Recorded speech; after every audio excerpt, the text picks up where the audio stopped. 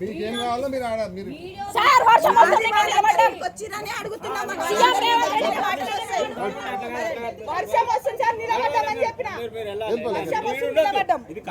వాళ్ళు కేర్ చెప్తారు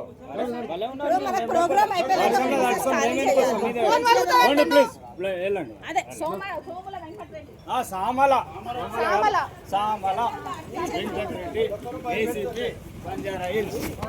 మీరు కూడా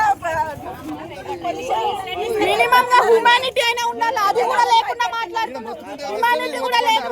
ఆడవాళ్ళు నిలబడ్డారని జర్రనైనా ఉండకుండా ఎలా కొడుతుండు. మినిమం హ్యూమానిటీ లేదు. పోలీసు వాళ్ళకి మీకు జాబులు ఉన్నాయని చెప్పి మాట్లాడుతున్నారు. అరాచకాలు చేస్తున్నారు. రాజకీయ నాయకులకు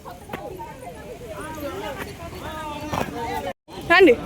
ఇక్కడ వచ్చేసి వెంటనే సీఎం రేవంత్ రెడ్డి రావట్లే అన్నాడు. మార్నింగ్ నుంచి సీఎం రేవంత్ రెడ్డి గారు మాన్ఫాషోలో వచ్చేసి చిత్రపూరి కాలనీ ప్రక్షాళన చేస్తా అన్నాడు. 34 నెంబర్లో పెట్టాడు. చూడండి అందరూ. ఇప్పటిదాకా దాన్ని 2 సంవత్సరాలుగా వస్తుంది. ఇప్పటిదాకా ఎందుకు చేయలేదు? ఇక్కడ ఎలక్షన్స్ వచ్చినాయి. మీటింగ్ పెట్టిండు, ప్రసంగం పెట్టిండు. అవినీతికి కాపు కాస్తున్నాడు, కొమ్ము కాస్తున్నాడు. 3000 కోట్ల స్కామ్ చేసినోని జైల్లో వేసినోని ఏమంటున్నారంటే వాళ్ళవనే నానిలు మమ్మల్ని ఎవరు ఏం పీకలేడు, ఏ సీఎం పీకలేడు, ఏ పిఎం పీకలేడు అంటున్నారంటే మీరు ఎంత తిన్నారు?